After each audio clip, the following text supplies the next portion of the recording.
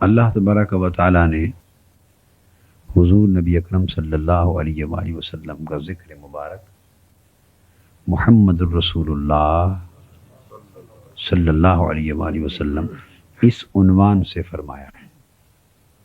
اس عنوان سے آقا علیہ الصلوۃ والسلام کا ذکر فرمایا. محمد الرسول اللہ کی اہمیت صلی اللہ علیہ وسلم دین میں ہمیشہ رہی ہے، اس لیے کہ یہ ایمان کی بنیاد ہے. یہ ایمان کی بنیاد ہے. لوگ یہ سمجھتے ہیں کہ ایمان کی بنیاد لا الہ الا اللہ ہے. لوگوں کا یہ خیال ہے، میرا یہ خیال نہیں. اللہ پاک نے جو تھوڑی زیادہ سمجھ دین کی عطا فرمائی ہے اور خیرات حضور علیہ الصلوۃ والسلام کے نالے پاک کے صدقے سے ملی ہے، اس کا نچوڑ یہ ہے کہ بنیاد دین اور ایمان کی لا الہ الا اللہ نہیں بلکہ محمد رسول اللہ ہے. اور محمد رسول اللہ خود لا الہ الا اللہ کی بنیاد ہے. محمد رسول اللہ خود لا الہ الا اللہ کی بنیاد ہے. اس میں شک نہیں کہ لا الہ الا اللہ پہلے ہے، اس لیے کہ اللہ کی توحید کا ذکر ہے اور اللہ کی شان اونچی ہے. وہ خالق ہے، وہ مالک ہے. حضور علیہ الصلوۃ والسلام اس کے برگزیدہ بندے، محبوب اور رسول ہیں. تو حضور کا درجہ تو اللہ کے بعد ہی آتا ہے نا. بعد از خدا بزرگ ہوئی، قصہ مختصر. تو اس حفظ مراتب کا خیال رکھتے ہوئے لا الہ الا اللہ کا ذکر پہلے آیا. اس لیے ہم توحید کو پہلے رکھتے ہیں اور رسالت کو بعد میں. تو توحید کا پہلے رکھنا اور رسالت کا بعد میں رکھنا یہ مرتبے کے فرق کی وجہ سے ہے. اس سے یہ اخذ نہیں ہوتا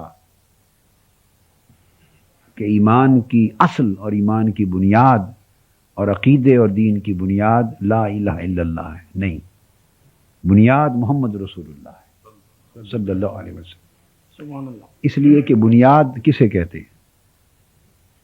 کسی بھی عمارت کی بنیاد وہ حصہ ہوتا ہے جہاں سے عمارت اور تعمیر کا سلسلہ شروع ہوتا ہے. آپ کھدائی کرتے ہیں، فاؤنڈیشنز بناتے ہیں، تو بجری ڈالیں، سیمنٹ ڈالیں، مٹی ڈالیں، اینٹیں لگائیں، پتھر لگائیں، تو ایک سرٹن لیول تک فاؤنڈیشن تک آپ لاتے ہیں اور اس پر اس عمارت کو کھڑا کرتے ہیں. مقصود یہی ہوتا ہے، اس عمارت کو بنانا. مقصود عمارت کو بنانا ہوتا ہے اور اس عمارت میں رہنا ہوتا ہے، مگر عمارت کھڑی ایک بنیاد پر ہوتی ہے. تو اس لیے اس بنیاد کی حیثیت گویا عمارت کی اساس کی، اسی سے بنیاد کا لفظ پڑا ہے. اب جب ہم توحید اور رسالت کا باہمی تعلق دیکھتے ہیں تو رسالت توحید کی بنیاد ہے. اب ایک نئی بات ہے لوگوں کی سمجھ میں، کئیوں کی سمجھ میں نہیں آتی، مگر آپ کی سمجھ میں آ جائے گی. آپ سن لیں گے، سمجھ آ جائے گی. تو رسالت توحید کی بنیاد ہے، اس لیے کہ توحید ہمارے ایمان کی عمارت ہے. توحید ہمارے ایمان کی عمارت ہے. دین ہماری عمارت ہے. اور اللہ رب العزت نے اپنی توحید کی عمارت کو رسالت محمدی کی بنیاد پر کھڑا کیا ہے. اپنی توحید کی عمارت کو رسالت محمدی صلی اللہ علیہ وآلہ وسلم کی بنیاد پر کھڑا کیا ہے. کیسے؟ جب اللہ تبارک و تعالیٰ نے حضور علیہ السلام کو حکم دیا اور فرمایا کہ میرے محبوب صلی اللہ علیہ وآلہ وسلم جا اور لوگوں کو میری توحید کی دعوت دے، تو پہلا اجتماع جو حضور علیہ السلام نے فرمایا، جلسہ عام پہلا جو مکہ کی سرزمین پہ کیا، وہ کوہ صفا کے دامن میں تھا. صحیح بخاری میں یہ روایت موجود ہے. اور آپ نے بچپن سے ہی یہ واقعہ پڑھا بھی ہوگا اور سنا بھی ہوگا اپنے اساتذہ سے اور علماء سے اور خطباء سے بھی سنتے چلے آئے ہوں گے، مگر اس سے جو چیز میں اخذ کرنا چاہتا ہوں ادھر توجہ عام طور پہ نہیں کی جاتی. تو حضور علیہ الصلوۃ والسلام نے قریش مکہ کو اور کفار و مشرکین کو جمع کیا کوہ صفا کے دامن میں، اور جمع کر کے ان سے فرمایا کہ تم جو 360 بتوں کی پوجا کرتے ہو یہ جھوٹ ہے، لغو ہے، باطل ہے، عبادت کے لائق صرف اللہ ہے۔ یہ دعوت تھی، یہ توحید ایک دعوت تھی۔ فرمایا عبادت کے لائق صرف اللہ ہے، تم اللہ کی عبادت کرو اور ان بتوں کو چھوڑ دو۔ اب قریش مکہ نے اور کفار و مشرکین نے سوال کیا، بھی یہ جو بت ہیں ہم تو انہیں خدا سمجھتے ہیں، ہم نے بنائے ہیں، ہماری آنکھوں کے سامنے رہتے ہیں، ہم ان کو دیکھتے ہیں اور ہم ان سے کلام کرتے ہیں اور ہم سمجھتے ہیں کہ یہ ہماری باتیں سن بھی رہے ہیں اور ہمارے کام کرتے ہیں، تو یہ پیکرانے محسوس ہیں، یعنی فزیبل اور ویزیبل اور پرسیپٹیبل وجود رکھتے ہیں، نظر آتے ہیں اور ان کا فزیکل وجود ہے اور ان کا ویزیبل ہے، دکھائی دیتے ہیں، محسوس ہوتے ہیں آپ، اور سمجھ بھی آتی ہے۔ آپ ایک ایسے اللہ کی توحید اور وحدانیت کی دعوت دے رہے ہیں جو نظر بھی نہیں آتا اور اس کو ہم سن بھی نہیں سکتے اور اس کو دیکھ بھی نہیں سکتے، اسے اپنے سامنے بھی نہیں بٹھا سکتے، ہم اس سے مل بھی نہیں سکتے، اور عقل سے سمجھنا چاہیں تو آپ بتا رہے ہیں کہ وہ سمجھ بھی نہیں سکتے۔ اللہ تو سمجھ میں نہیں آتا، اور جو سمجھ میں آ جائے وہ اللہ نہیں ہو سکتا۔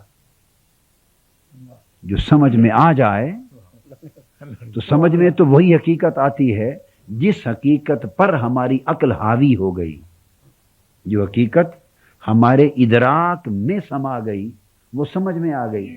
تو جو ادراک میں سما گئی تو ادراک تو ہمارا اور ہماری سمجھ اور عقل اس پر محیط ہو گئی، ہم نے اس کا احاطہ کر لیا اپنے فہم و ادراک سے۔ تو انسانی عقل جس کا احاطہ کر لے وہ خدا کیسے ہو گیا؟ اس لیے وہ تو سمجھ بھی نہیں آتا، تو نظر بھی نہیں آتا، سنائی بھی نہیں دیتا، ہم کیسے مان لیں؟ یہ کفار و مشرکین کا ایک سوال تھا اور بنیادی سوال تھا۔ تو آپ نے پوچھا تم کیا چاہتے ہو؟ انہوں نے کہا کہ اس کی ہونے کی کوئی گواہی، کوئی ثبوت، کوئی اس دعوے کی دلیل، کوئی بنیاد کچھ تو ہو۔ اس کے ایک ہونے کو جو ماننا ہے یہ دعویٰ ہے اس کی توحید کا، تو کس بنیاد پر مان لیں؟ کس بنیاد پر مان لیں؟ کس اساس پر مان لیں؟ کس شہادت، گواہی اور کس دلیل سے مان لیں؟ بتائیں۔ حضور علیہ السلام نے عرض کیا باری تعالیٰ یہ تو ہم اس دعوے پر بنیاد مانگتے ہیں، میں نے تو تیرے فرمان پر دعویٰ دے دیا کہ اللہ ایک ہے، اس پر ایمان لاؤ، اب یہ کہتے ہیں اس کی کوئی بنیاد فراہم کریں، اس کا کوئی ثبوت دیں، اس کی کوئی گواہی دیں۔ تو کیا گواہی پیش کروں اور کیا بنیاد ان کے سامنے رکھوں اس دعوے کی صداقت کے لیے؟ تو اللہ تعالیٰ چاہتا تو معجزات بھی بھیج سکتا تھا، بے چاند کو ٹکڑے کر کے ان کو دکھا دے، سورج پلٹا کے دکھا دے، پتھروں سے کلمہ پڑھا لیں، مردوں سے کلمہ پڑھا لیں، درختوں سے میری شہادت اگلوا لیں۔ تو چاہتا تو گواہیاں تو بڑی ہو سکتی تھی، مگر اللہ پاک نے فرمایا نہیں میرے محبوب صلی اللہ علیہ وآلہ وسلم، یہ میری توحید کے دعوے کی بنیاد جو مانگ رہے ہیں، تو ان سے یوں فرما کہ اللہ کی توحید کا جو دعویٰ پیش کیا ہے میں اپنی زندگی اس کے لیے ثبوت اور بنیاد پیش کرتا ہوں۔ سبحان اللہ۔ میں اللہ کے ہوں، فرمایا میرے محبوب آپ اللہ کے ہونے پر اپنے ہونے کو گواہی پیش کر دو، سبحان اللہ۔ اللہ کے ہونے پر اپنا ہونا گواہی کے طور پہ پیش کر دو، اور فرما دو اس دعوے کے لیے میں اپنی زندگی کو، اپنی سیرت کو، اپنی حیات کو اور اپنی شخصیت کو تمہارے سامنے اس دعوے کی بنیاد پیش کرتا ہوں۔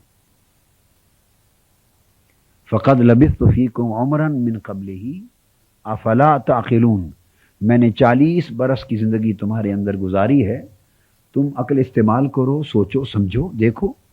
اگر تم نے خدا کو نہیں دیکھا تو مجھے تو دیکھا ہے، اس کو نہیں سنا تو مجھے تو سن رہے ہو، اس کو نہیں سمجھا تو میری 40 برس کی زندگی تمہارے سامنے ہے، اس کو تو سمجھ رہے ہو۔ غور کر لو، اگر میں قابل قبول ہوں تو اللہ کو مان لو، اگر میں قابل قبول ہوں تو اللہ کو مان لو، اور اگر میری زندگی میں اور میری حیات میں اور سیرت میں کوئی نقص اور جول نظر آتا ہے تو اس کے ماننے سے بھی انکار کر دو۔ تو حضور علیہ الصلوۃ والسلام نے اپنی حیات طیبہ کو اللہ کو ایک منوانے کی بنیاد کے طور پہ پیش کرتی ہے، دلیل کے طور پہ پیش کرتی ہے، ثبوت کے طور پہ پیش کرتی ہے، گواہی کے طور پہ پیش کرتی ہے۔ اب اس پر یہ بھی آپ نے سنا ہوگا کہ حضور علیہ السلام نے ایک بڑی اہم تاریخی بات اس موقع پر وہ فرمائی تھی۔ وہ کیا؟ آپ نے فرمایا تھا اگر میں تم سے یہ کہوں اس پہاڑ کے پیچھے سے ایک لشکر آ رہا ہے اور تم پر حملہ کر دے گا تو مان لو گے؟ یہ بات آپ نے سن رکھی ہے نا؟ تو انہوں نے کیا جواب دیا تھا؟ کافروں نے، مشرکوں نے کہا مان لیں گے۔ تو آقا صلی اللہ علیہ وسلم نے فرمایا اس لشکر کو کیسے مان لو گے؟ تم نے تو وہ بھی نہیں دیکھا ہوگا۔ میں بتاؤں گا کہ پہاڑ کے پیچھے سے لشکر آ رہا ہے، حملہ کر دے گا، تو تم نے تو وہ بھی نہیں دیکھا ہوگا، کیسے مان لو گے؟ انہوں نے جواب دیا، وہ جواب میں آپ کو یاد دلانا چاہتا ہوں۔ ویسے وہ بچہ جانتا ہے، مگر اس جواب کے اندر حقیقت کیا ہے اس پر توجہ نہیں۔ انہوں نے کہا اس لیے مان لیں گے کہ آپ کو سچا مانتے ہیں، آپ صادق و امین ہیں، آپ صادق و امین ہیں، آپ کو ہم نے سچا جانا ہے، تو آپ کے سچے ہونے کی بنیاد پر اس لشکر کا ہونا مان لیں گے۔ آپ نے فرمایا اگر میری سچائی کی بنیاد پر اس لشکر کا حملہ ماننے کو تیار ہو، لشکر کا وجود ماننے کو تیار ہو، تو میری ہی سچائی کی بنیاد پر یہ بھی مان لو کہ خدا ہے۔ سبحان اللہ۔ یہ بھی تو خبر میں ہی دے رہا ہوں، یہ خبر بھی تو جیسے لشکر کی آمد کی خبر میں دے رہا ہوں اور تم مان رہے ہو میری سچائی اور صداقت کی بنیاد پر، تو خدا کے ہونے کی خبر بھی مان لو میری ہی سچائی کی بنیاد پر۔ سبحان اللہ۔ اور فرمایا من قبل ہی، کیا؟ نبوت و رسالت کا دور، یعنی امت کے لیے اعلان نبوت آج ہو رہا ہے اور رسالت کا اعلان آج ہو رہا ہے، اور اس کے لیے دلیل کیا پیش کی جا رہی ہے؟ وہ 40 برس جو اعلان نبوت سے پہلے اس معاشرے میں حضور علیہ السلام بسر فرما چکی ہے، جو 40 برس کی زندگی پہلے بسر ہو چکی تھی، اس کو دلیل کے طور پہ پیش کیا جا رہا ہے۔ من قبل ہی، جو میں نے عمر پہلی گزاری ہے اس کو دیکھ لو، اگر وہ مضبوط اور مستحکم ہے اور اس میں کوئی کمی کجی اور جھول اور نقص اور عیب نہیں ہے، تو پھر 40 برس کے بعد آج جو دعویٰ تمہارے سامنے کر رہا ہوں اس کو بھی مان لو۔ اب جنہوں نے حضور علیہ السلام کی اس حیات طیبہ کو مضبوط اور مستحکم مان لیا، ان کے ایمان کی عمارت بھی کھڑی ہو گئی، ان کو دین بھی مل گیا، ایمان بھی مل گیا، عقیدہ بھی مل گیا، توحید بھی مل گئی، قرآن بھی، سب کچھ مل گیا۔ اور جن کو اس ذات پاک میں اور ان کی سیرت طیبہ میں کوئی نقص اور عیب معاذ اللہ محسوس ہوا، اور جنہوں نے اسے بلائنڈ فیتھ کی حد تک ماننے سے انکار کر دیا، وہ آج تک خدا کو بھی نہیں مان سکے۔ تو اللہ رب العزت نے خود کو منوایا حضور علیہ السلام کے ذریعے سے، خود کو منوایا سبحان اللہ۔ رسول اکرم صلی اللہ علیہ وآلہ وسلم کے ذریعے سے، اور حضور کی رسالت منوائی آپ کی سیرت کے ذریعے سے، سبحان اللہ۔ رسالت منوائی شخصی سیرت کے ذریعے سے، تو شخصی سیرت کی بنیاد پر رسالت کی عمارت کھڑی کی، شخصی 40 برس پر مشتمل شخصی سیرت محمدی کی بنیاد پر رسالت محمدی کی عمارت کھڑی کی، اور رسالت محمدی کی بنیاد پر اپنی توحید کی عمارت کھڑی کی۔ سبحان اللہ۔ سبحان اللہ۔ اب آپ سمجھ گئے نا؟ سبحان اللہ۔ یہ اصول۔ اب اس کا انکار اگر کوئی کرے تو اس کی مرضی ہے، ورنہ بات 2 + 2 4 کی طرح صاف۔ سبحان حضور علیہ السلام کی شخصیت کی بنیاد پر، کیا؟ وہ جو 40 برس کے نتیجے میں شخصیت مبارکہ سامنے آئی تھی، حیات طیبہ، سیرت مبارکہ، وہ آپ کی صداقت، وہ آپ کی امانت، وہ شام کے سفر، وہ تجارتوں کی امانت دار ہونا، وہ امین ہونا، وہ صادق ہونا، وہ خلیق ہونا، وہ بوڑھی عورتوں غریبوں کے بوجھ اٹھانے والا ہونا، وہ دوسروں کے دکھ بانٹنے والا ہونا، وعدہ پورا کرنے والا ہونا، وہ جو 40 برس میں جو کچھ دکھایا تھا، اس شخصیت کی بنیاد پر 40 برس کے بعد اب فرمایا محبوب جتنا دکھانا تھا آپ کو دکھا دیا، اب اتنا اعتماد قائم ہو گیا ہے کہ اب نبوت کا اعلان کر دیں۔ سبحان اللہ۔ اگر شخصیت کو بنیاد رسالت کی نہ بنانا ہوتا تو 40 سال انتظار کروانے کی بھی ضرورت نہیں تھی، پہلے سے ہی اعلان نبوت فرما دیتے. 40 سال حضور علیہ السلام کی شخصیت مقدسہ کو اور حیات مبارکہ کو اور سیرت طیبہ کو ایک بنیاد بنایا گیا، مضبوط مستحکم بنیاد، اتنی مضبوط بنیاد کہ جب اس پر رسالت کی عمارت کھڑی کرنے کا وقت آئے تو کوئی اس بنیاد میں شک نہ کر سکے، انگلی نہ اٹھا سکے. اور جب رسالت کا اعلان ہو رہا ہے تو من قبل ہی پچھلی گزری ہوئی عمر کو دلیل دے رہے ہیں. تو شخصیت کو رسالت کی عمارت کی بنیاد بنایا اور رسالت محمدی کو صلی اللہ علیہ وسلم کو اللہ نے اپنی توحید کی بنیاد بنایا. محمد رسول اللہ رسالت ہے، لا الہ الا اللہ توحید ہے. تو توحید کا درجہ بے شک پہلے ہے، اونچا ہے، درجے کے اعتبار سے توحید مقدم اور رسالت مؤخر. مگر جس ترتیب سے ایمان آیا، جس ترتیب سے ایمان آیا اس میں ترتیب کے اعتبار سے سیرت مقدم تھی، رسالت اس کے بعد کھڑی کی، پھر رسالت بنیاد بنی اور توحید کو اس کے بعد کھڑا کیا.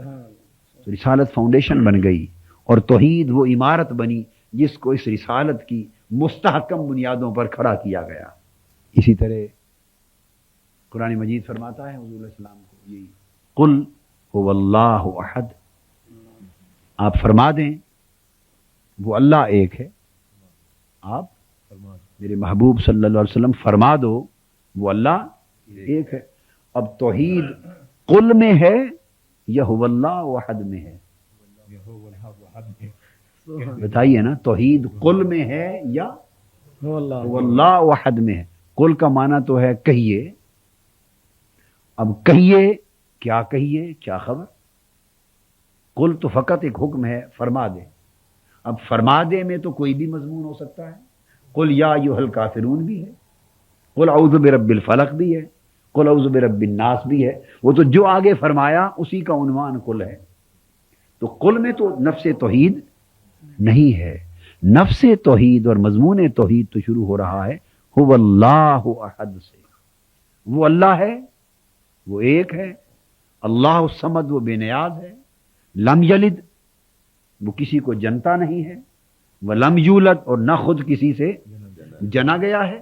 ولم یکن لہ کفوا احد، اور نہ اس کا کوئی ہمسر اور شریک ہے. توحید تو یہ ہے، وہ اللہ احد سے شروع ہو رہی ہے، کفوا احد پر جا کر مضمون توحید ختم ہو رہا ہے. تو فرمایا محبوب یہ جو میرا ایک ہونا ہے یہ تو بتا دے، میرے بندوں کو آپ بتا دیں کہ میں ایک ہوں اور میں ایسا ہوں، میں ایک ہوں اور میں ایسا ہوں. بھائی تعالیٰ تیری اپنی بات ہے اور بندے بھی تیرے ہیں، تو خود ہی ان کو بتا دے، تو خود بتا دے. تو اللہ پاک فرماتے ہیں نہیں، ما کان لبشر ان یکلمہ اللہ الا وحیا. فرمایا میری یہ شان نہیں کہ میں انسانوں اور بشروں سے کلام کرتا پھروں، میں لوگوں سے نہیں کلام کرتا. میرا یہ منصب، میری شان نہیں کہ ہر آدمی سے کلام کروں. میں نہیں کلام کرتا لوگوں سے. میں کیا کرتا ہوں؟ میں تو ان میں سے کسی کو چن کر اس چنے ہوئے سے کلام کرتا ہوں. بس میں ہر ایک سے کلام نہیں کرتا. میں تو جس سے کلام کرنا ہوتا ہے اس کو چن لیتا ہوں. والذی بعث فی الامیین، اس کو چن کر کھڑا کر لیتا ہوں، اسے منصب نبوت پہ بٹھاتا ہوں. اور میں تو فقط اس سے کلام کرتا ہوں، فقط اس سے کلام کرتا ہوں اور اپنی خبر اس کو دیتا ہوں، اپنا راز اس کو دیتا ہوں. اور اپنا جب راز دے لیتا ہوں، اپنی خبر اس کو دے دیتا ہوں، اپنے احکام دے لیتا ہوں، تو وہ میرے رازوں سے باخبر ہو جاتا ہے، وہ میرا باخبر رازداں بن جاتا ہے. پھر میں اسے کہتا ہوں کہ اب جیسے تو باخبر ہو گیا ہے تو دنیا ساری بے خبر ہے، دنیا ساری بے خبر ہے. اب میرے نبی اب جا تو مخبر بن جا میرا، اور ان بے خبروں کو جا کے خبر دے کہ وہ ہے. کوئی چاند کی پوجا کرتا پھرتا ہے چونکہ اسے پتہ نہیں نا کہ وہ کون ہے. کوئی سورج کی پوجا کرتا پھرتا ہے، کوئی بتوں کی پوجا کرتا پھرتا ہے، کوئی اگنی کی کرتا ہے، کوئی جمنا کی کرتا ہے، کوئی کسی شے کی، جس کو جہاں سمجھ آتا ہے وہ اس کی پوجا کرتا پھرتا ہے. کیونکہ کسی کو خبر نہیں ہے نا کہ کون ہے جس کی پوجا کرنی ہے. راز کسی کے پاس نہیں، بے خبر ہیں. تو جا کے آپ مخبر بن کے ان کو میرے ہونے کی خبر دیں. قل آپ بتا دیں کہ میں ہوں، آپ بتا دیں کہ میں ہوں۔ لہذا اگر لوگ آپ کو سن کر آپ پر اعتماد کر کے مجھے مانیں گے تو مسلمان ہو جائیں گے۔ اگر آپ پر اعتماد کر کے، رسول پر اعتماد کر کے میرے ہونے کو مانیں گے تو مومن ہوں گے، اور اگر رسول پر اعتماد کیے بغیر از خود فلسفہ اور سائنس اور منطق اور عقل و استدلال کے ذریعے وہ اس نتیجے پر پہنچ بھی جائے نا کہ میں ہوں بھی اور میں ہوں بھی ایک، اور مجھے ایک ماننا شروع کر دیں، تب بھی مومن نہیں ہوں گے۔ کہ جو از خود مجھے مانتا ہے وہ مومن نہیں ہوتا، جو رسالت کی بنیاد پر مجھے مانتا ہے وہ مومن ہوتا ہے۔ سبحان اللہ، سبحان اللہ، سبحان اللہ، جو از خود مجھے مانتا ہے وہ مومن۔ واہ واہ واہ، ساری دنیا مجھے ایک مانتی پھر، یہودی بھی مانتے ہیں، آدھی دنیا عیسائیت کی اب ایک ماننا شروع کر رہی ہے، اور اگلے 1 صدی کے بعد میرا ویژن ہے 1 صدی کے بعد توحید پوری دنیا کا فلسفہ ہوگی، مگر عقیدہ نہیں ہوگا۔ پوری دنیا کا یونیورسل فلسفی ہوگی، مسلمان نہیں ہوں گے۔ کثرت دنیا کی اللہ کو ایک مانے گی، دنیا کی کثرت ایک مانے گی، مگر سارے اللہ کو ایک مان کر بھی مومن نہیں ہوں گے۔ کیوں؟ کہ رسول کو نہیں مانا ہوگا۔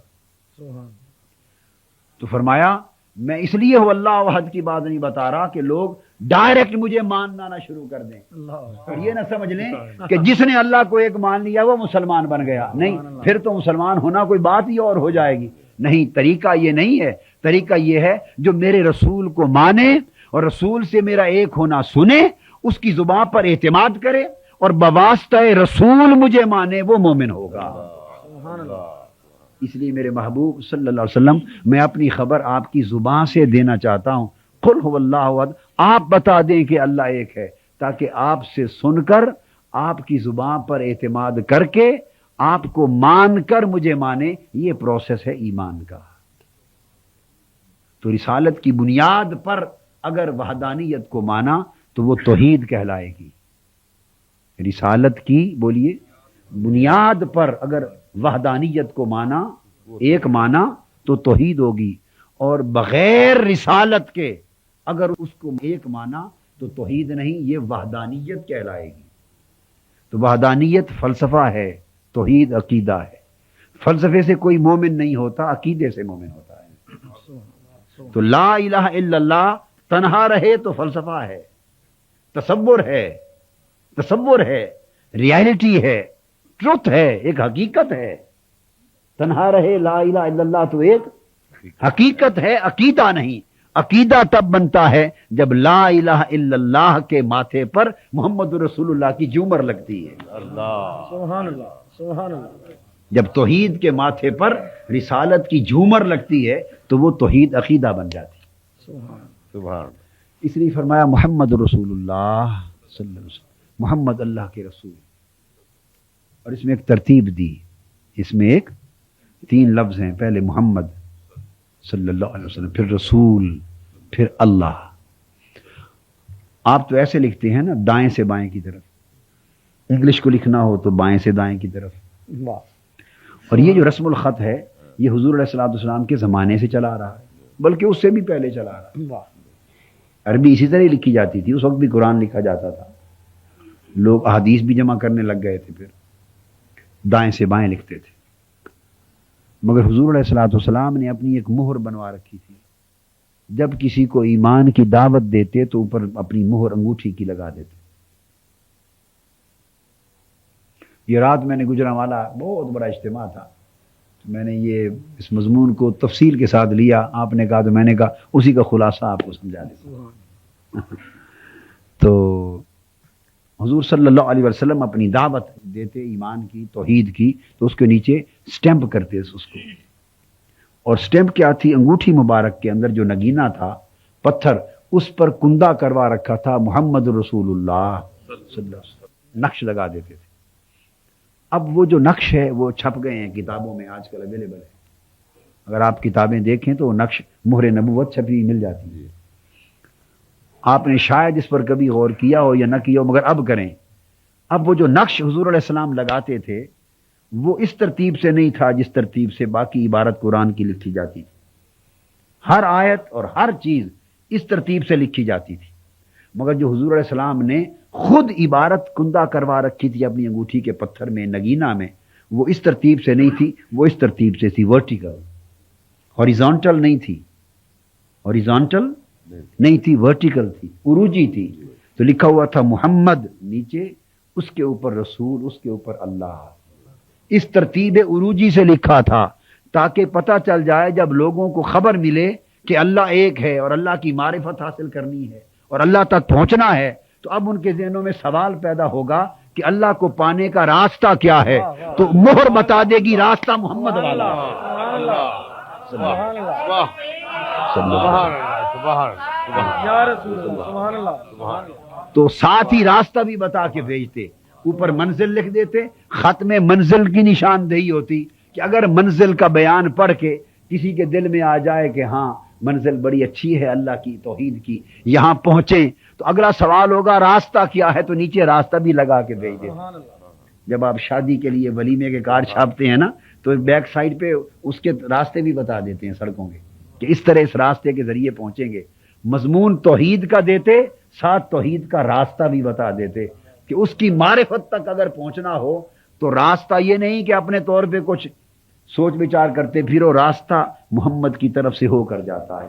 جس نے اللہ تک پہنچنا ہے وہ پہلے محمد تک پہنچے گا صلی اللہ علیہ وسلم. یہ سیڑھی کھڑی ہے اوپر کی طرف، یہ توحید چھت ہے. چھلانگ لگا کے چھت پہ کوئی نہیں پہنچا کرتا، چھتوں پر سیڑھی کے ذریعے پہنچا جاتا ہے. اس توحید پر پہنچنے کے لیے محمد رسول اللہ یہ سیڑھی ہے، اور ترتیب یہ ہے کہ جسے اللہ تک جانا ہو وہ پہلے محمد تک آئے صلی اللہ علیہ وآلہ وسلم. لوگوں تمہارا یہ کام نہیں کہ اللہ تک پہنچو، تمہارا یہ کام نہیں کہ تم اللہ تک پہنچو، ہمارا کام محمد تک پہنچنا ہے صلی اللہ علیہ وسلم. خدا تک پہنچانا پھر محمد کا کام صلی اللہ علیہ وسلم صلی اللہ علیہ وسلم. تیری معراج کہ تو لوح و قلم تک پہنچا، میری معراج کہ میں تیرے قدم تک پہنچا. ہم اگر دہلیز محمد تک پہنچ جائیں صلی اللہ علیہ وسلم تو ہماری معراج ہو گئی. ہم نے جہاں پہنچنا تھا پہنچ گئے. ہمیں اگلی کیا خبر کہ وہ کہاں ہے اور کہاں ملتا، ہمیں کیا خبر. ہم اس دہلیز پر پہنچ جائیں، اس دروازے پر پہنچ جائیں تو ہماری معراج ہو گئی، ہمارا سفر ختم، سبحان اللہ. ہمارا سفر ختم. اب آگے آقا کا کام ہے کہ اس میں سے جسے مناسب سمجھے وہاں تک پہنچا دیں، اس سے ملا دیں. سبحان. تو محمد رسول اللہ کی ترتیب یہ بتا رہی ہے کہ لوگوں اللہ کی بارگاہ تک رسائی پانے کے لیے پہلے میری ذات تک آؤ، میری ذات سے محبت کرو، میری ذات کی غلامی میں آؤ، میری ذات کی نسبت پاؤ. تو اوپر پھر رسول کا معنی کیا ہے؟ محمد صلی اللہ علیہ وسلم آپ کا اس میں ذات ہے، آپ کی ذات پاک کا عنوان ہے. محمد کیا ہے؟ صلی اللہ علیہ وسلم آپ کی ذات پاک کا عنوان ہے. اور رسول کیا ہے؟ آپ کے عہدے کا عنوان ہے. محمد آپ کی ذات کا نام ہے صلی اللہ علیہ وسلم، اور رسول آپ کا جو آفس ہے نا، عہدہ و منصب، وہ آپ کے عہدے کا عنوان ہے. تو فرمایا آج لوگ دو قسموں کی چھلانگیں لگاتے ہیں. کچھ تو ایسے بڑی چھلانگ لگاتے ہیں جو ذات کو بھی چھوڑتے ہیں، رسالت کو بھی چھوڑتے ہیں، سیدھا خدا تک جانا چاہتے ہیں. نہ تو یہ ممکن ہے. اور کچھ ایسی چھلانگ لگاتے ہیں، کہتے ہیں کہ ذات سے محبت اور عشق کی کیا ضرورت ہے، سیدھا رسالت کی تعلیمات تک پہنچو، تعلیمات پر عمل کرو. فرمایا نہیں، نہ تو رسالت کی تعلیمات تک سیدھا پہنچنا ممکن ہے، رسالت تک پہنچنا ذات کے ذریعے سے ہے، اور خدا کی بارگاہ تک پہنچنا رسالت کے ذریعے سے ہے. تو گویا پہلا تعلق تعلیمات رسالت سے قائم نہیں ہوتا. لوگ زور دیتے ہیں کہ بس عمل کر لیا تو سارا کام پورا ہو گیا، اتباع کر لی، پیروی کر لی تو سارا ایمان کا مقصود حاصل ہو گیا. یہ تصور غلط ہے. تعلیمات سے تعلق بعد میں بنتا ہے، پہلے ذات سے تعلق بنتا ہے. سبحان اللہ. تعلیمات پہلے یا ذات پہلے؟ سبحان اللہ. ذات ہمیشہ پہلی ہوتی ہے اور اس کی تعلیمات اور صفات اور خصائل اور اخلاق اور اسوا بعد میں آتا ہے۔ تو اللہ پاک نے ایک فطری ترتیب دی ہے، اسلام دین فطرت ہے۔ اسلام دین، جب ہم خلاف فطرت بنائیں گے تو سارا کام ہی الٹ ہو جائے گا۔ ہم ذات سے تعلق چھوڑ کر سیدھا تعلیمات سے قائم کرنا چاہتے ہیں، اور وہ تعلق پھر برکات نہیں دے گا۔ تو پہلے ذات سے رشتہ استوار کرو، تاکہ اس رشتے سے، اس ذریعے سے پھر تعلیمات کا تعلق بنے۔ تعلیمات سے تعلق کیا ہوتا ہے اور ذات سے تعلق کیا ہوتا ہے؟ عمل اور اتباع کا تعلق تعلیمات سے ہوتا ہے، ذات سے نہیں ہوتا۔ عمل اور اتباع کا تعلق تعلیمات سے ہوتا ہے، اور عشق و ادب کا تعلق ذات سے ہوتا ہے۔ ذات سے عقیدت ہوتی ہے، ذات سے محبت ہوتی ہے۔ ذات کی محبت بڑھ جائے تو عشق میں بدل جاتی ہے، وارفتگی ہوتی ہے، ذات کا ادب ہوتا ہے، ذات کی تعظیم ہوتی ہے، ذات کی تکریم ہوتی ہے۔ ذات سے تعلق کے تقاضے کیا ہوتے ہیں؟ دیکھنے کو جی کرتا ہے، تکنے کو جی کرتا ہے، کبھی خواب میں ہی زیارت ہو جائے، یہ ذات کے تعلق کے تقاضے ہیں۔ کبھی ان کا شہری دیکھ آئیں، کبھی اس گنبد کو ہی تک لیں جہاں وہ آسودہ خواب ہیں، کبھی ان گلی کوچوں میں گھوم لیں، کبھی اس مدینے میں ہم منگتے بنتے پھریں، کبھی جالی مبارک دیکھ آئیں، کبھی آقا کے حسن کے تذکرے سن لیں، مل بیٹھے محفل بپا کریں، اور بیٹھ گئے دیوانہ وا اور کہا بھئی ہمارے یار کے ذرا تذکرے تو سناؤ، زلفیں کیسی تھیں، چہرہ انور کیسا تھا، حسن سراپا کیسا تھا۔ یہ سارا اہتمام جو میلاد کی محفلوں کی شکل میں ہوتا ہے، اس لیے تاکہ کوئی عشقی تعلق حضور کی ذات سے جڑ جائے، ذات سے تعلق بن جائے۔ تو ذات سے تعلق کے یہ تقاضے ہوتے ہیں، اور ان تقاضوں کے بعد پھر جو تعلیمات، رسالت تعلیمات کے لیے ہوتی ہے، اور تعلیمات اسوہ مبارک اس سے تعلق کیا چاہتا ہے؟ تاکہ حکم کی تعمیل کی جائے، اطاعت کی جائے، سیرت طیبہ کی پیروی کی جائے، اتباع کی جائے، اسوہ حسنہ میں خود اپنی زندگی کو ڈھالا جائے، اپنی زندگی کا رنگ بدل کے اسی رنگ میں منتقل کیا جائے، اور وہی نقش حیات جس پر آقا چلے ہم بھی اس پر چل پڑیں۔ تو یہ زندگی کو بدل لینا اور عمل کر لینا، اتباع کرنا، پیروی کرنا، یہ عمل اور اتباع کا تعلق تعلیمات سے ہوتا ہے، اور عشق و محبت و ادب کا تعلق ذات سے ہوتا ہے۔ تو محمد الرسول اللہ کی ترتیب بتا رہی ہے کہ ایمان ایک ترتیب کا نام ہے، ایمان ایک بلا ترتیب تعلق کا نام ایمان نہیں۔ تو ترتیب یہ ہے کہ پہلے اس ذات محمدی سے محبت کرو، اور اس محبت کو بڑھا کے عشق تک لے جاؤ، اس ذات کا ادب کرو، اس کی تعظیم کرو، اس کی تکریم کرو، اس کی ذات کے ساتھ عشقی، قلبی، حبی اور جذباتی تعلق پیدا کرو، تاکہ اس محبت کی کیفیات تمہارے من اور قلب و باطن میں وارد ہوں۔ یہ تعلق استوار کرو ذات پاک سے، اور پھر اس تعلق کے ناطے ان کی تعلیمات پر عمل کرنا سیکھو، ان کے اسوہ مبارک کو اپناؤ۔ تو ذات سے عشق و محبت ہو، تعلیمات پر عمل اور اس کی اتباع ہو۔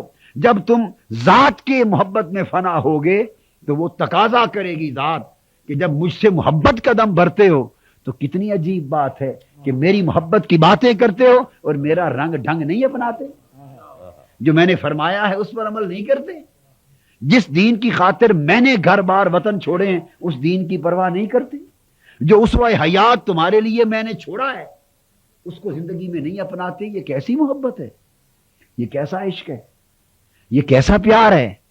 میرے پیار کی بات کرتے اور میرا کہنا نہیں مانتے۔ تو جب پیار سچا ہوگا، عشق اور محبت کا تعلق سچا ہوگا، تو وہ جھنجھوڑے گا کہ اگر تعلق سچا ہے تو پھر میرا فرمان بھی مانو نا، میری طرز زندگی بھی اپناؤ، میرا اسوہ بھی اپناؤ، میری زندگی کا رنگ ڈھنگ بھی اپنا لو۔ تو ذات تمہیں تعلیمات میں داخل کر دے گی، ذات تعلیمات میں داخل کر دے گی۔ تو جب ایک ہاتھ تمہارا محبت ذات کے دامن پر ہوگا اور ایک ہاتھ عمل تعلیمات کے دامن پر ہوگا، تو ذات و تعلیمات کا تعلق تمہیں اللہ پاک کی معرفت عطا کر دے گا، اللہ کی بندگی عطا کر دے گا، اور تم اللہ کی بندگی کے رشتے میں اور اس کی معرفت اور اس کی اطاعت کے رشتے میں اس سے متعلق ہو جاؤ۔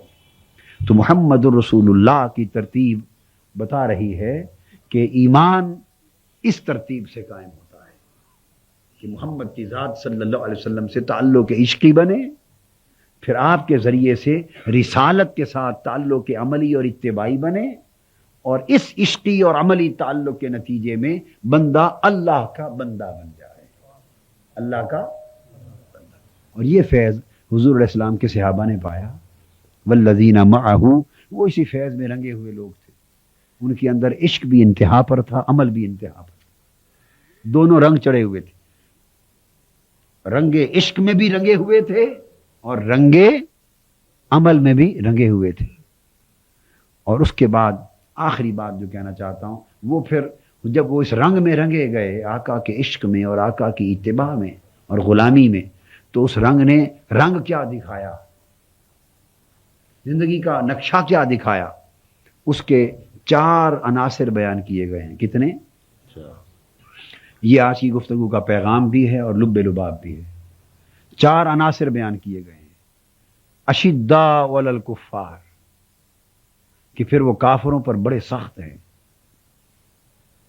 رحماء بینہم، آپس میں بڑے نرم ہیں۔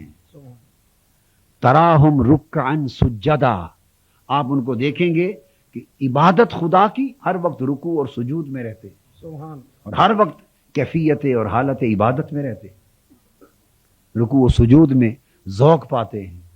اور پھر آخر میں یبتغون فضلا من اللہ ورضوانا، وہ آپ دیکھیں گے کہ ہر وقت اللہ کے فضل اور اس کی رضا کے طلبگار رہتے ہیں، کسی اور شے کے طالب اور حریص نہیں ہوتے۔ حرص تو ایک ہی ہے کہ اللہ راضی ہو جائے، حرص ایک ہی چیز کا ہے۔ تو ان کی زندگی کے جو نقشہ ہے وہ 4 عناصر پر قائم ہے، یا ان کی سیرت کی عمارت 4 ستونوں پر قائم ہے۔ اب جو میں میسج دینا چاہتا ہوں وہ بات بڑی توجہ سے سمجھنے والی۔ اب ہم نے کیا سمجھا اور کیا کیا؟ اشداء علی الکفار، ایک تصور آ گیا کہ کافروں پر سخت ہیں، مگر اس تصور میں بنیادی روح کیا ہے؟ وہ دین کی غیرت ہے، وہ دین کی۔ ہم نے ان احکام کو اور اس بیان کو اس اینگل سے نہیں دیکھا۔ اشداء علی الکفار میں بنیادی عنصر کیا ہے؟ دین کی غیرت ہے۔ جہاں انہوں نے دیکھا کہ دین کی دشمنی ہے، اسے برداشت نہیں کر سکتے، حتیٰ کہ تلوار تک نوبت آ جائے، اور مرنے اور مارنے تک، اور کٹنے اور کاٹنے تک، اور جان لینے اور دینے تک بھی نوبت آ جائے تو گریز نہیں کرتے۔ دنیا کی ہر شے سے مقدم دین کی غیرت۔ اشداء علی الکفار، بڑی اہم بات۔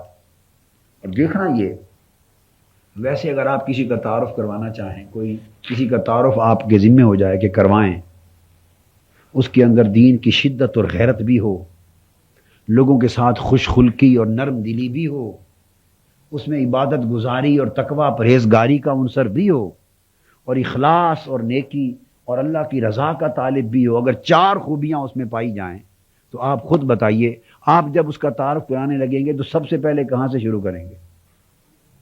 کبھی مار کٹائی والی بات سے شروع کریں گے؟ کبھی شروع کریں گے کہ شدت علی الکفار ہے، کہ دین کی اتنی غیرت ہے کہ کوئی دین کے خلاف بولے یہ مرنے مارنے پر اتر آتا ہے، برداشت نہیں کرتا؟ کبھی یہاں سے شروع کرتے ہیں آپ تعارف کسی کا؟ جی نہیں۔ اب یہ اللہ کی سوچ اور ہماری سوچ میں ایک فرق ہے، اللہ کی سوچ اور ہماری سوچ میں ایک فرق ہے۔ ہم یہاں سے تعارف نہیں شروع کرواتے، ہم اگر کروائیں گے یا تو کہیں گے یہ بڑے ملنسار اور خلیق آدمی ہیں، بڑے نرم دل آدمی ہیں، ہر وقت لوگوں کے ساتھ بھلائی کرتے ہیں، یا اپنا اپنا ذوق ہے، کوئی تعارف کروائے گا کہے گا جی بڑا نیک صالح اور عبادت گزار آدمی، اللہ اللہ کرتا، یا یبتغون فضلا من اللہ ورضوانا کا عنصر آ جائے گا، کہیں گے بڑا مخلص اور بڑا صادق آدمی ہے، سچا سچا کھرا آدمی ہے، اور کسی شے کا حرص نہیں، ہر کام میں خالصیت، اللہ کی رضا کا طلبگار رہتا ہے۔ شاید ہی کوئی تعارف یہاں سے شروع کرے جہاں سے اللہ نے شروع کروایا۔ اشداء علی الکفار، اب اس میں تو کوئی شک نہیں ہو سکتا ایک مسلمان کو کہ ترتیب وہی حق ہے جو اللہ نے قائم فرمائی۔ ہم لاکھ جب ہم تعارف کی ترتیب عدل بدل کریں گے، اس میں کہیں ہماری ایمان کی کمزوری ہوگی، کہیں مسلطیں ہوں گی، مصلحتیں، کہیں دنیاوی تقاضے، کہیں لحاظ، کہیں کچھ کہیں کچھ، کہیں جس کو تعارف کروا رہے ہیں اس کا مزاج بھی پیش نظر ہوگا کہ یہ کس بات کو زیادہ پسند کرتا ہے، اسی کو پہلے لایا جائے۔ وہ علامہ اقبال نے کہا ہے نا کہ عقل عیار ہے، 100 بھیس بدل لیتی ہے، عشق بیچارہ نہ زاہد ہے نہ ملا نہ حکیم، عشق بیچارہ نہ زاہد ہے نہ ملا نہ حکیم، عقل عیار ہے 100 بھیس بدل لیتی ہے۔ عقل دیکھتی ہے موقع محل، منہ چہرہ سامنے دیکھتی ہے، جیسا چہرہ سامنے ہو ویسی بات کرنی، کھول چڑھا لیں گے، ایک چہرے پہ کئی چہرے سجا لیتے ہیں لوگ، ہم نے بے شمار چہرے اور خول رکھے ہوئے ہیں اپنے پاس صندوق میں، جیسا دیکھا ویسا خول چڑھا لیا، دوسری جگہ آ گئی پھر وہ اتار کے رکھ لیا، اگلا خول چڑھا لیا۔ ہمارے چہرے ہمارے لباس کی مانند ہیں، ہمارے چہرے ہمارے لباس کی مانند ہیں، جتنے لباس بدلتے ہیں ہم ضرورت کے تحت اتنے ہی چہرے بدلتے ہیں، اتنے ہی ہمارے برتاؤ ہیں، اتنے ہی ہمارے برتاؤ ہیں، اتنی ہی ہمارے بیہیویئر اور ڈیلنگ کے معیارات ہیں، اس لیے ہم مصلحتوں سے کام لیتے ہیں۔ دین کھرا ہے، اللہ پاک نے جو تعارف کرایا وہ معیار ایمانی دے دیا، فرمایا اشداء علی الکفار، اشارہ اس امر کی طرف کیا کہ صحابہ کرام سے بہتر کوئی جماعت انسانوں کی اس کائنات ہستی میں پیدا نہیں ہوئی ہے، کیونکہ انہوں نے حضور علیہ السلام سے تربیت پائی تھی۔ اللہ، یہ آقا کے مکتب میں پڑھے تھے، مدرسہ مصطفیٰ میں پڑھے تھے، حضور کی صحبت کا فیض پایا تھا، انہوں نے دین بھی حضور سے سیکھا، مصلحتیں بھی حضور سے سیکھی تھی، حکمتیں بھی حضور سے سیکھی تھی، لہذا ان کی شخصیت جو حضور علیہ السلام کے فیض سے وجود میں آئی، آؤ اللہ پاک فرماتے ہیں والذین معہ، ان کی شخصیتیں جو آقا کی تربیت اور میرے محبوب کی تربیت اور فیضان سے جو وجود میں آئیں، میں تمہیں بتاؤں کہ ان کی شخصیت کیا تھی اور ان کی شخصیت میں ترتیب کیا تھی فضائل کی، ان کی ترجیحات کیا تھی۔ تو فرمایا سب سے پہلے اشداء علی الکفار، اس میں کوئی اشداء علی الکفار میں کوئی پہلا ہاتھ ہی کراشن کوف اور تلوار پر نہیں جا رہا، بنیادی عنصر اس کے اندر جو کار فرما تھا وہ دین کی غیرت تھی، ایمان کی غیرت تھی۔ فرمایا کہ جو فیض رسالت مآب صلی اللہ علیہ وسلم کی بارگاہ سے ان کو ملا اور صحابہ کرام کی جو شخصیتیں تشکیل پذیر ہوئی، شخصیتوں کا عنصر اولی اور پہلی ترجیح اس دین اور ایمان کی غیرت تھی جو اس بارگاہ سے ان کو ملی تھی۔ کہ یہ وہ کون لوگ ہیں جو والذین معہ، جو حضور کی تربیت کے فیض سے تیار ہوئے، کہ پہلا عنصر، باقی ہر بات بعد میں پوچھیں گے، سب سے پہلے انہیں دین اور ایمان کی غیرت دی گئی تھی۔ جہاں دیکھتے تھے کہ یہاں دین کے خلاف بات ہے وہاں سمجھوتا نہیں کرتے تھے، جہاں کوئی بات ایمان کے منافی ہوتی وہاں سمجھوتا، مصلحت لاکھ ان کو پکڑ پکڑ کے جھنجھوڑ کے ادھر کرتی کہ نقصان ہو جائے گا، مگر اشداء علی الکفار کا مفہوم یہ تھا وہ ہر نقصان اٹھا لیتے مگر دین کو نقصان نہ پہنچنے دیتے، ہر مفاد کو ٹھکرا دیتے مگر ایمان اور دین کی غیرت و حمیت کو کوئی نقصان اور ٹھیس نہ پہنچنے دیتے۔ ان کے اندر دین کی ایمان کی غیرت تھی، اور یہ وہ غیرت تھی جو کبھی وطن چھوڑنا پڑا تو وطن بھی چھوڑا دیتی، ہجرت بھی کروا دیتی، گھر بار چھوڑنا پڑتا تو گھر بار چھوڑوا دیتی، اولاد چھوڑنا پڑتا تو اولاد کو۔ سیدنا صدیق اکبر کے بیٹے ابھی مسلمان نہیں ہوئے تھے، غزوہ بدر میں آمنے سامنے تھے، باپ ادھر سے تلوار لے کر لڑ رہا ہے، جوان بیٹا ادھر سے تلوار لے کر لڑ رہا ہے۔ جب مسلمان ہو گئے بیٹے تو ایک روز عرض کیا ابا جان آپ کو یاد ہے بدر کے میدان میں جب میں کفر کی طرف سے لڑ رہا تھا 3 بار آپ کی گردن میری تلوار کی زد میں آئی تھی، میں نے ہر بار باپ سمجھ کے چھوڑ دیا، باپ سمجھ کے چھوڑ دیا۔ یہ مزاج کفر تھا، ہم بھی یہی مزاج لیے پھرتے، ایمان کی بات ہے، یہ مزاج کفر تھا، ہر بار باپ سمجھ کے چھوڑ دیا۔ سیدنا صدیق اکبر رضی اللہ تعالیٰ عنہ کہ چہرے اقدس پر ایک عجیب سرور اور کیف آ گیا، فرمانے لگے بیٹے تم نے تو 3 بار باپ سمجھ کے چھوڑ دیا، مجھے رب کی عزت کی قسم جس کے قبضہ قدرت میں میری جان ہے، اگر تیری گردن ایک بار میری تلوار کے نیچے آ جاتی میں سر قلم کر دیتا، میں بیٹا سمجھ کے کبھی نہ چھوڑتا۔ کیوں کہ میں ایمان کی غیرت کی وجہ سے لڑ رہا تھا، تو کفر کی وفاداری میں لڑ رہا تھا۔ یہ مزاج ایمان ہے، غیرت ہر چیز پر مقدم ہے دین کی۔ تو فرمایا ان کی شخصیتیں جو تیار ہوئیں उस इश्क रिसालत माब के फैज़ से और इताअत व इत्तिबा रिसालत माब के फैज़ से उसका उनसर अव्वल ये था कि इनके अंदर दीन की, ईमान की गैरत व हमीयत पर कर दी गई थी।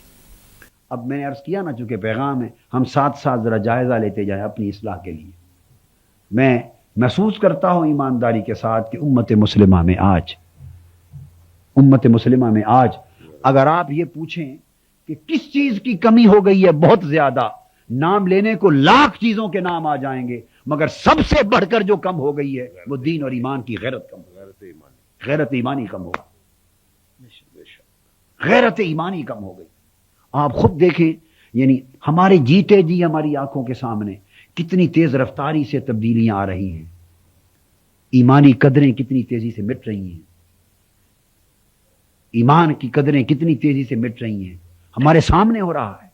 हम बैठे हुए हैं, अंदर पास बैठे हैं, हम रोकना चाहें रोक सकते हैं, मगर जितनी मेहनत और जुर्रत उस बुराई को रोकने के लिए, घर के अंदर बाहर भी नहीं, घर के अंदर जितनी जुर्रत उस बुराई को रोकने के लिए दरकार है, वो भी इस्तेमाल करने को तैयार नहीं। ये गैरत ईमानी इतनी कम हो गई, कमजोर हो गई है। अशिद्दा अलल कुफार, पहला उन्वान इसे कायम करने का मुद्दा यह था कि लोगों, तुम्हारी इबादतें किसी काम की नहीं रहेंगी अगर पहली बात गैरत ईमानी न रही। तुम्हारे अखलाक, नर्म दिलियां, मीठे बोल और खुश खुल्कियां किसी काम की नहीं होंगी जब पहला कदम गैरत ईमानी का हट जाएगा। और तुम्हारे अल्लाह की रजा के तलबगार होना किसी खाते में नहीं होगा जब गैरत ईमानी नहीं होगी। तो पहला उनसर इसको इसलिए करार दिया, नमाज पर भी मुकद्दम, सजदे पर मुकद्दम, रुकू पर मुकद्दम, अखलाक पर मुकद्दम, बाहमी खुशखुल्की पर मुकद्दम, हत्ता कि अल्लाह की रजा पर भी मुकद्दम। यब्तगूना फज़लन मिनल्लाहि व रिदवाना, इसको चौथे दर्जे पर बयान किया। फरमाया ये सारी चीजें बाद में हैं, पहले तो ये टटोलना चाहता हूं कि ये चीजें काबिल कबूल हैं भी नहीं। आओ पहले बताओ, जिस ईमान के सदके से तुम यहां आए उसकी गैरत भी रह गई है कि नहीं। इसको पहला दर्जा दिया। तो उम्मत में और हमारे मुआशरे में बिलउमूम तो कसरत के साथ दीन और ईमान की गैरत नहीं रही। जब गैरत हमारी कम हो गई है, इसलिए बाकी बहुत सारी वफादारियां और वाबस्तगियां और निस्बतें और रिश्ते दीन और ईमान के रिश्ते से ऊंचे हो गए। दीन और ईमान के रिश्ते से। मैं आज जुमा पर, आप में से बात साथी शायद होंगे या बात नहीं होंगे, जुमा पर एक और कोई मौजू था, कोई और मौजू चल रहा था सूरह हदीद का। तो अचानक मेरे ज़हन में एक जुमला आया। आप खुद, मैं आपको मिसाल देता हूं। ये एक मिसाल है, आपने देखी बरती इसलिए कोट कर रहा हूं। अभी इस 90 के मामले में देखे जब इंतखाबात हुए, जिसने भी दीन के लिए, ईमान के लिए अगर हमारे लिए बात की होगी तो किसी ने जवाब में आपको ये नहीं कहा होगा कि ये झूठे हैं, ये झूठे हैं, या किरदार अच्छा नहीं है, या इन पर हमें एतमाद नहीं, या ये अहल नहीं, या इस काबिल नहीं। ये तोहमत किसी ने नहीं दी होगी, बल्कि हर एक ने कहा होगा कि बात जो आप कह रहे हैं सच्ची तो यही है, मगर क्या करें कि कुछ और तकाजे भी हैं दुनिया। बात यही सच्ची है मगर तकाजे दुनिया के कुछ और भी हैं। यानी पूरी उम्मत शर्क से गरब तक दरअसल इन तकाजों में गिर गई है। इन तकाजों में हर वो शख्स जो कलमा गो है, मुसलमान है, उसके अंदर ईमान की रमक भी है, तो वो सच्चाई और बुराई में फर्क महसूस अंदर करता है, मगर बुराई के खिलाफ कदम उठाने और उठ खड़े होने की जुर्रत महसूस नहीं करता। ये अशिद्दा अलल कुफार के अंदर जो रूह का फरमाए वो इस अमर की बेदारी है कि हम दीनी और ईमानी गैरत व हमीयत का फुकदान उमूम। और फिर जो एक बात कहना चाहता हूं बड़ी इंपॉर्टेंट, वो ये कि आगे फिर हमने टुकड़े कर दिया है दीन को। टुकड़े इस तरह कि कुछ लोग हैं जिनमें दीनी गैरत है, जो दीन के लिए लड़ रहे हैं। अब उसके तयन में तो कोई इख्तिलाफ कर सकता है ना, मगर बहर सूरत इतना नहीं कि ये कहें कि कोई भी नहीं रहा मुआशरे में जो दीन और ईमान की गैरत रखता हो। नहीं, कुछ लड़ रहे हैं दीन और ईमान के लिए। आलम इस्लाम में हर जगह थोड़े थोड़े लोग दीन और ईमान की गैरत की बहाली के लिए लड़ रहे हैं। अब अगली खराबी क्या है, जहां ये उनसर है, दीन और ईमान की गैरत है जहां, वहां अगली शय नहीं है। रुहमा बैनहुम, तो आपस में रहीम नहीं है, آپس میں کریم نہیں، آپس میں خلیق نہیں. دین کی غیرت ہے تو ایک دوسرے کی عزتوں کو اچھالتے ہیں، ایک دوسرے کو کاٹتے ہیں، ایک دوسرے کی غیبتیں کرتے ہیں، آپس میں نفرتیں ہیں، قدورتیں ہیں، اناد ہیں. تو یا یہ نہیں جن میں دین کی غیرت و حمیت نہ رہی، ان کو دیکھیں تو وہ ملنسار بڑے نظر آئیں گے، خوش خلقی پائے گی. یہ ہیومینیٹیرینزم کا تصور ہے، دنیا میں عام ہے ہیومینیٹیرینزم، کہ انسانیت اصل دین ہے. انسانیت اصل دین ہے.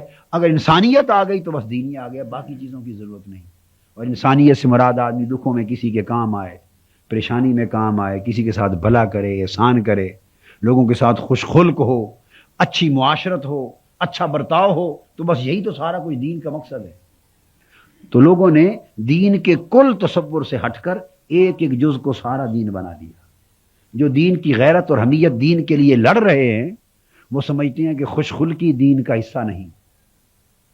معاف کریں، یعنی وہ لوگ دین کی غیرت رکھنے والے خوش خلقی میں بہت پیچھے، آپس میں نفرتیں، قدورتیں، الزامات، تہمتیں. سب سے بڑھ کر نفرتیں، قدورتیں، الزامات اور تہمتیں مذہبی حلقے میں پائی جاتی ہیں آپس میں. سب سے صحیح بات ہے، سب سے بڑھ کر اتنے مذہب کی تبلیغ کرنے والے اور دین اور مذہب کا پرچار کرنے والے اور اس کے لیے جہاد کرنے اور لڑنے مرنے والے، سب سے زیادہ آپس میں رحماء بینہم. اس کو کروڑوں اربوں میلوں تک بھی اس کا شائبہ نظر نہیں آئے گا. معاشرے کے ہر طبقے سے پیچھے کھڑے نظر آئیں گے. آپس میں باہمی رحمت، محبت، خوش خلقی، پیار وجود نہیں، کاٹیں گے ایک دوسرے کو. تو جب یہ چیز ختم ہو گئی تو اشداء علی الکفار کی خوبی کا فیض نہ رہا، وہ بے فیض ہو گئی خوبی. ایک جز ہوا نا، باقی جز چھوڑ دیے. اور کئیوں نے رحماء بینہم کی خوبی کو اپنایا اور دین کی غیرت و حمیت نہ رہی، اشداء علی الکفار نہ رہا، تو اس کا فیض نہ رہا. تو تیسرا جو فرمایا تراہم رکعا سجدا، پھر عبادت گزاری ہو. انسان جہاں دنیا میں دیگر مشاغل میں مصروف ہوتا ہے وہاں کبھی اپنے سجدے اللہ کے حضور ٹیکے، کبھی عبادت کرے، کبھی اس کے لیے روئے، کبھی شب بیداری کرے، کبھی جاگے، کبھی سجدہ ریزیاں کرے، کبھی راکع ہو اللہ کے حضور. تو عبادت گزاری کا ایک عمل انسان کی زندگی میں ہے جو ایمان کا تقاضا ہے. رفتہ رفتہ آپ دیکھتے ہیں کہ مادیت کی اتنی یلغار مسلمانوں کی زندگی پر آ رہی ہے کہ عبادت کا ذوق و شوق ختم ہوتا چلا جا رہا ہے. عبادت سالانہ بنیادوں پر رسمی چیز بن رہی ہے کہ 15 شعبان آ جائی تو لوگ جمع ہو جاتے ہیں مسجد میں، آج شعبان کی رات ہے، شب برات، اور بھی نفل پڑھ لو. 27ویں کی شب آ گئی، جمع ہو جاتے ہیں، چلو دعا کر لو، توبہ کر لو، عبادت کر لو. کوئی رائے بند تبلیغی جماعت کے لیے چلا گیا کہ چلو بھائی بہت لوگ جمع ہوتے ہیں، دعا کریں، روئیں، چلو کسی کی دعا قبول ہو جائے گی. کوئی ہمارے ہاں 27ویں کی شب کو آ گیا، کوئی 12 ربیع الاول حضور کے میلاد پاک کے تذکرے سننے کے لیے آ گیا. یعنی دین کے اندر جو عبادت اور روحانیت کا عنصر تھا وہ رسم میں زیادہ بدل گیا ہے اور اوقات اور واقعات کے ساتھ زیادہ متعلق ہو گیا ہے. وہ زندگی میں ایک مسلسل حقیقت نہیں رہا، تسلسل نہیں رہا کہ ہر انسان کی اپنی زندگی صبح و شام جیسے وہ اپنے کاروبار میں تسلسل رکھتا ہے، روزگار میں تسلسل رکھتا ہے، دنیا کی محنتوں میں تسلسل رکھتا ہے، بیوی بچوں کے حقوق میں، گھر بار میں، دنیا کے جملہ امور میں اس کا ایک تسلسل ہے. جو بھی نظام ہو مگر اس میں کنٹینیوٹی ہے، تسلسل ہے. تو تراہم رکعا سجدا حالت بیان کی گئی ہے کہ آپ دیکھیں گے کہ وہ مسلسل ہمیشہ رکوع و سجود کی حالت میں پائے جاتے ہیں. یعنی عبادت گزاریاں ان کی زندگی میں تسلسل کے ساتھ قائم رہتی. اور تسلسل کا معنی یہ تو نہیں ہوتا نا کہ 24 گھنٹے وہی کام ہی کرتے رہنا ہے، نہیں، سارے کام کریں مگر ہر ایک میں تسلسل ہو. تو دین و ایمان کی غیرت و حمیت اولاً موجود ہو، پھر آپس میں اخلاق، خوش خلقی، نرمی، پیار، محبت، ایک دوسرے کا باہمی اعتماد، پھر یہ خوبی موجود ہو. پھر تسلسل کے ساتھ اللہ کی دی ہوئی توفیق سے انسان اللہ کا عبادت گزار بندہ رہے، اس کے حضور جھکتا رہے، اس سے ڈرتا رہے، سجدہ ریزی کرتا رہے، اور یہ عمل بھی تسلسل سے زندگی میں چلے. نیکی کی صحبت، نیکی کی مجلس، نیکی کا رشتہ، نیکی کا عمل تسلسل سے چلے. 3 چیزیں. اور چوتھا پھر فرمایا جب یہ چاروں چیزیں کر لو تو تب میں دیکھوں گا کہ چیزیں جب موجود ہیں، اب دیکھوں گا یہ سب کچھ جو کر رہے ہو میری رضا کے لیے کر رہے ہو یا کسی اور لالچ میں کر رہے ہو. اور جب پہلی چیزیں ہی موجود نہیں تو میں رضا کیا دیکھوں. اور اخلاص کیا دیکھوں؟ اخلاص تو تبھی دیکھتے ہیں نا کہ پہلے عمل موجود ہو، کہ عمل میں اخلاص ہے یا نہیں، اور جب عمل ہی موجود نہیں تو اخلاص کیا تلاش کریں؟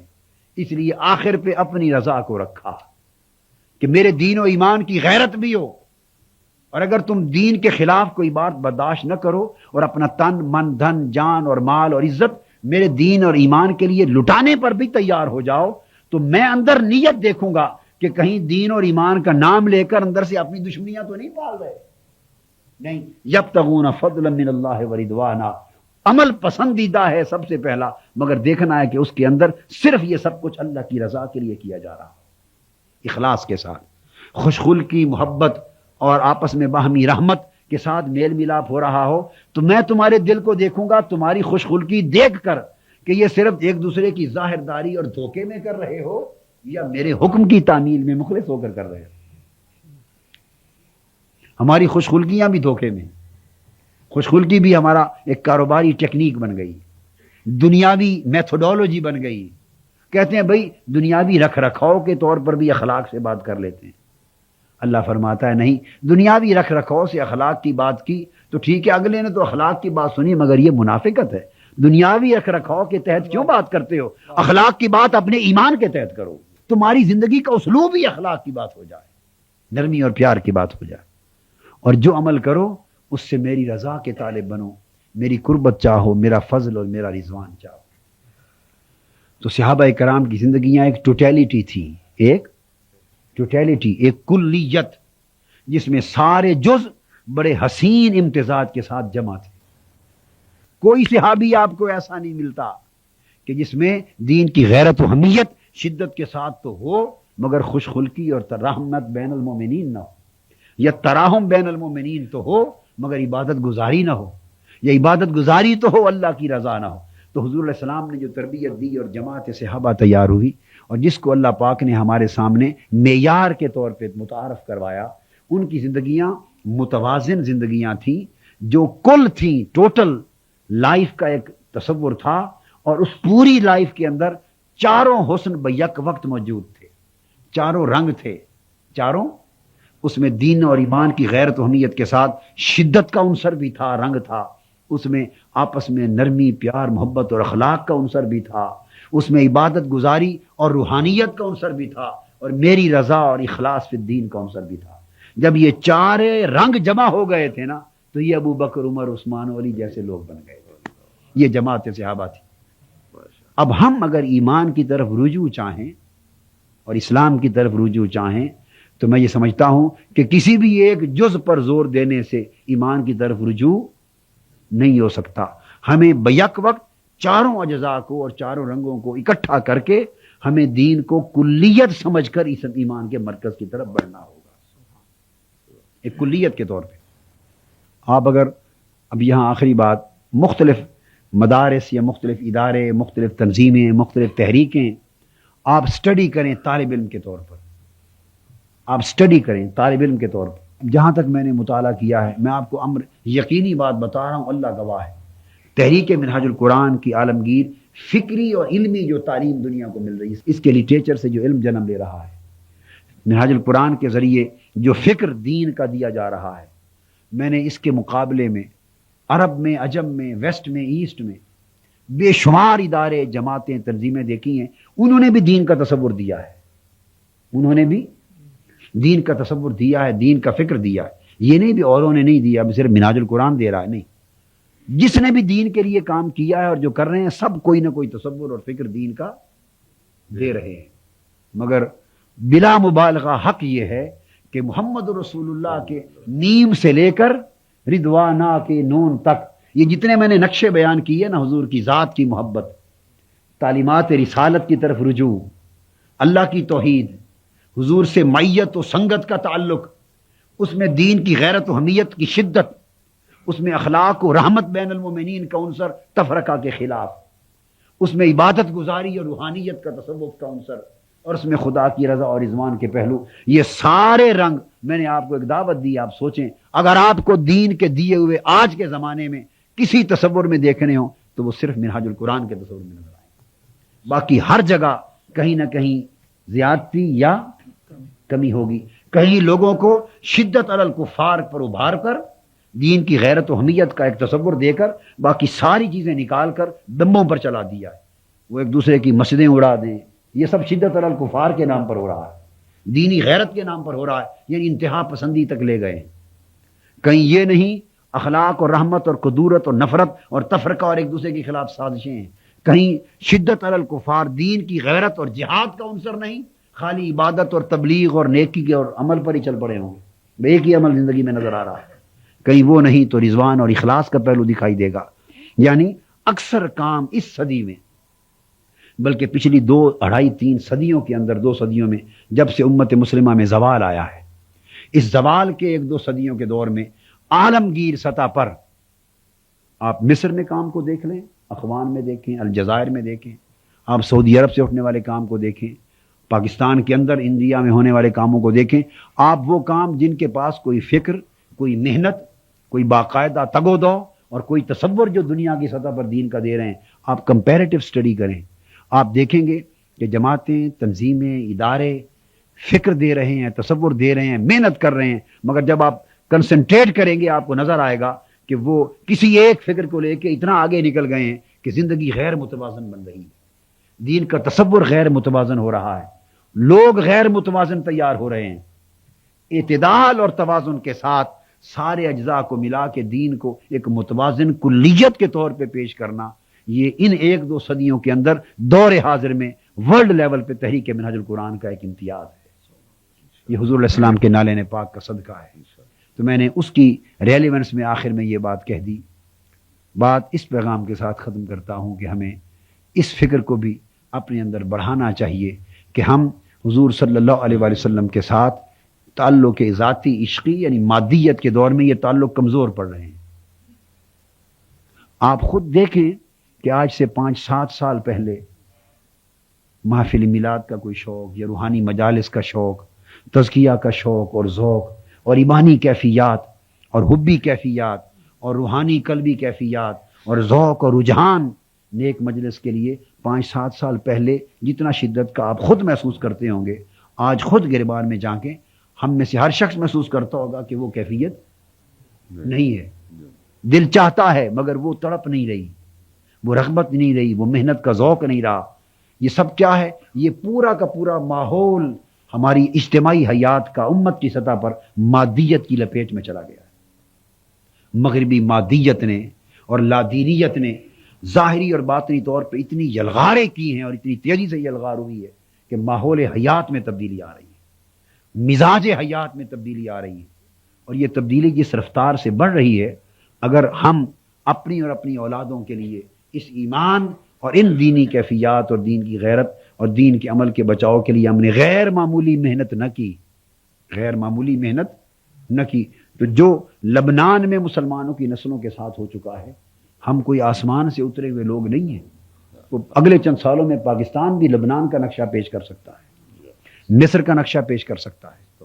یعنی جو تیز رفتاری کے ساتھ مادیت کی یلغار، فحاشی اور عریانی کی یلغار، مغربی ثقافت کی یلغار، لادینیت کی یلغار، بے حمیتی کی یلغار ہر طرف سے ایک سیلاب کی طرح آ رہی ہے، وہ جس تیز رفتاری سے اس نے اثرات مترتب کیے ہیں ان لوگوں پر جن کی زندگیاں دین اور ایمان کے ماحول میں بیتی تھی، جن کے والدین کی تہجدیں قضا نہیں ہوتی تھی، جنہوں نے ان والدین کی گود میں پرورش پائی ہے جن کی تہجد نہیں چھوٹتی تھی، جو اللہ والے لوگ تھے، جن کے گھروں میں ان کی بوڑھی مائیں یا باپ اگر زندہ ہیں تو کوئی دن آج بھی تلاوت قرآن سے جن کا گھر خالی نہیں جاتا تھا، جو ان گودوں میں اور اس ماحول میں پرورش پا کے جوان ہوئے اور جن کی زندگیوں میں خود دین اور ایمان کی غیرت کچھ نہ کچھ تعلق عمل چلا آ رہا تھا، ان کی زندگیوں میں دیکھتے دیکھتے چند سالوں کے اندر ایک طویل بہت بڑا زوال آ گیا ہے، چونکہ اس کو تحفظ دینے پر محنت چھوڑ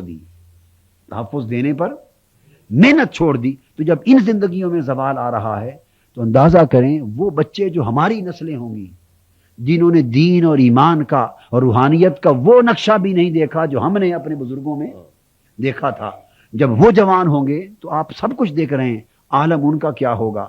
اور اس کے بعد جو ان کی اولادیں ہوں گی جس کے آپ اور ہم دادا ہوں گے، آپ اندازہ کر لیں کہ کیا نقشہ ہوگا. یہ دنیا کے کسی بھی اس مغربی خطے سے ایک بھیانک تصویر ہے، مختلف نہیں ہوگا، اس کے ذمہ دار ہم ہوں گے۔ اللہ پاک نے فرمایا قو انفسکم واہلیکم نارا، صرف خود ہی دوزخ سے نہ بچو، صرف خود ہی دوزخ سے نہ بچو، اپنے اہل و عیال کو، بیوی بچوں اور نسلوں کو بھی دوزخ سے بچاؤ، ان سے بھی، ان کی نسبت بھی ہم سے سوال کیا جائے گا، ہم ذمہ دار ہوں گے۔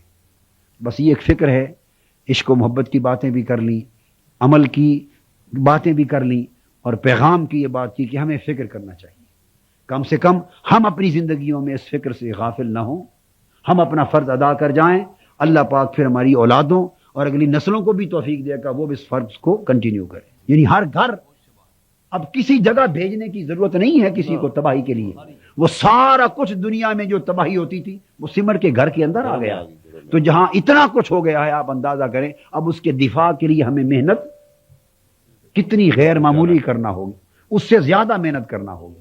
بس یہ فکر ہے، اللہ پاک ہم سب کو یہ فکر دے اور اس کے سوچنے اور اس کے بارے میں عملاً کچھ کرنے کی توفیق مرحمت فرمائے۔ وما علینا الا البلاغ۔